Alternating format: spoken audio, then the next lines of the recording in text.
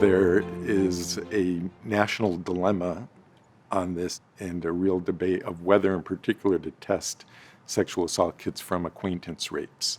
And we did a cost-benefit analysis of this, found for every dollar you spend testing a sexual assault kit, you save $81 on average to avert future sexual assaults.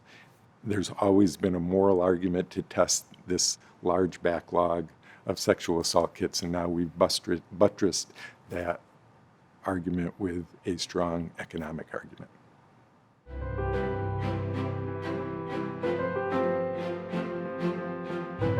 Unfortunately, what has happened often in the past is that the hospital sends the kit to the police department, and there are currently around 400,000 sexual assault kits just sitting in warehouses in police departments throughout the country. So think about that, 400,000 sexual assault victims go through this incredibly unpleasant exam after a traumatic sexual assault. They do it so that they hope they will find the offender by doing this, and then the kit just is sitting around and they never investigate it at all.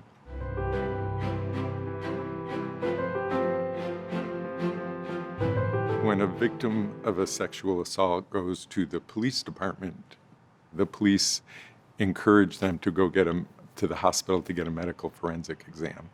And there, the nurses try to get some foreign DNA from the victim, and they take these swabs and put them in a box, and that's called a sexual assault kit. And then the hospital sends it back to the police department. And ideally what happens at that point is that the police department sends it to a lab. The lab tries to get DNA from these swabs. If they get DNA, they run it against the national database of felons, and they try to get a hit. And if they get a hit against that database, so the DNA in the swab is the same as the DNA in the database, then ideally this hit would become a conviction. You'd actually put someone in jail.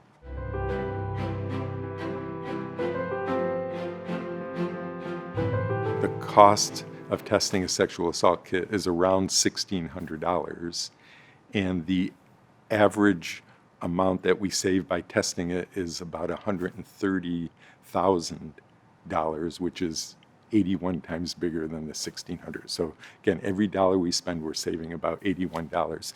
That's an incredibly conservative number. The actual number instead of 81 is probably a couple thousand, because the chances of conviction are much higher than they were in the data that we estimated from New York, because the statute of limitations are much larger now in most states.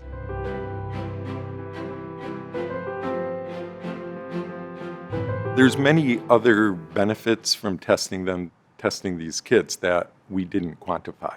So one big one is we didn't quantify the costs associated with non-sexual crimes, which are actually larger than the costs associated with future sexual assaults, because these people on average commit more non-sexual crimes than sexual crimes.